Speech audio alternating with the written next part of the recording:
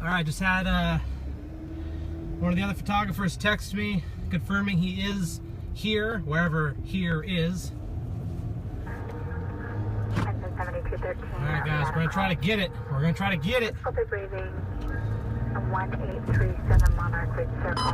UP37. 51 Medic 48 Medical 877F 1050 India Cross of Broadway. On the trolley. Medical 821 Gotta get it. 4877F. Where's he at?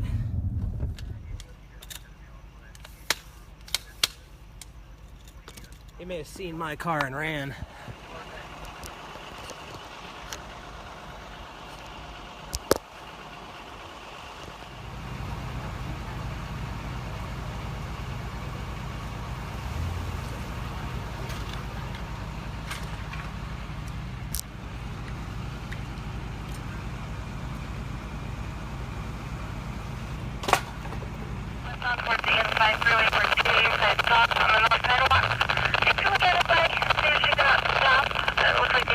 He was dripping. He was dripping some blood over there, and presumably there's going to be blood inside the car. There's probably blood all over the steering wheel or something. I haven't gotten too close of a look, but there's probably blood in there, and you can't say you weren't driving if your own blood is all over the car. So, and I think this is like the workshop area that the two residents were talking about. I actually was pulling up right when the guy was walking away. We got him. Oh, you got him? Oh, okay. They got it. Okay, cool. Is he already being taken away somewhere, or is? I don't know. I just heard that they contacted him. I don't know what. Okay. You're gonna be on TV. Thanks, Grandpa. Not exactly what you were thinking about tonight. You good, Greg? Yeah, I'm good now. Your name? I'm Sedell CTO. I'm 17. Could you say spell your name rather? SYDELLE space ARCITIO. Okay, so Grandpa says you were in there. Yeah, I was in the room. I was just on my laptop, and I was right by the window when it happened, and I hear this big loud crash. My first thought is, it's my dad. Like, there's a tree that just fell on my dad. And I started freaking out, and then I heard a man screaming and just moaning in pain. So of course I run out, and everybody's screaming like, call the 911, call 911. I come out just to see the damage, and I just started shaking. I couldn't breathe. I was just shocked. I didn't know that this could happen. And because I was so close, like, I just felt like if it was any inch closer, the window could have broken, and I could have probably gotten cut, or even worse. And when I saw the man, I automatically, I just wanted to make sure he was okay, and he was just being completely defiant. He didn't want to call the police. He didn't want the ambulance. He just walked away, and it was very suspicious.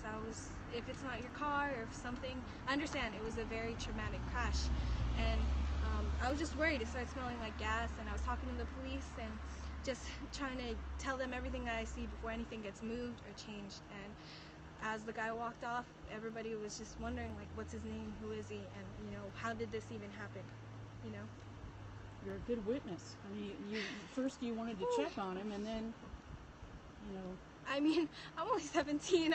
I was so scared. I couldn't barely talk, and my heart is still pounding because I was so close, and my dad was just like a couple feet away from there too, working in the back. So I didn't know what else to do. So your dad was outside? Yeah, he was outside. Like we got a shed over there, like over there. That's his whole workstation, and it's all just trashed now, wood everywhere. Did it come to him then? Honestly, I have no idea. I thought it was him, and then I saw that he was okay, and I just need to make sure, is anybody else hurt, I've never thought I could be in this. This could happen to us. This is our fence, our backyard, It was just very traumatic. Okay, I came outside because I heard a big boom and a shake in the house, and he was getting out of his car. He was bleeding very badly, all right? And I told him to stay here. He didn't want to. He kept on walking down the street, all right? He got out on his own. Everybody wanted to help him. I told him, don't help him. Let him stay there. And he didn't want to.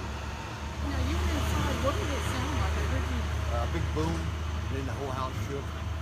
But it did not hit the house, but yeah. What did it hit over there? Is that your side yard? That's my granddaughter's bedroom. I'm a grandfather. Was she in there? Yes. My gosh, you must be grateful It stopped where it did. Yeah, she's very grateful. She's shooken up a little bit. She's scared. Was she in there? Yeah. What did she tell you? Well, she came out after I did. So yeah. She told me she's nervous. Yes. So, yeah. Now, did you look in the room? Is it a mess? No. The room is okay. It didn't hit the house. It stopped just before the house. It's right here. About this far. Yeah. Did the guy talk to you or react to you at all? Yeah, he talked, but he just said, "I gotta walk. I gotta walk." That's all he said. So basically, what he looked like, he was Spanish, and he's wearing black shorts, white T-shirt. His face is cut open. All right. I seen him pass the first street and keep walking down there, and a guy that lived down the street was still following him. All right. So I don't know how far he followed him, and he was on the phone. So yeah. So he should be communicating with 911. Is this a bad spot? Do people speed here, or what do you? They come down the street pretty fast sometimes. So this, but yeah, the traffic is bad here. I'm David Hansen. I'm the grandfather up here. And spelling? Pardon? Can you spell it? Hanson. David, D-A-V-I-D. One more question. What? Oh. No, what's over there? It's your side yard or her side? My son-in-law, he's does fencing and stuff like that. But he was next door, and there's like a little thing. He was probably working on one of his projects. I don't know. Expired registration, 2015. Yeah, it's racking up the charges, driving with expired registration.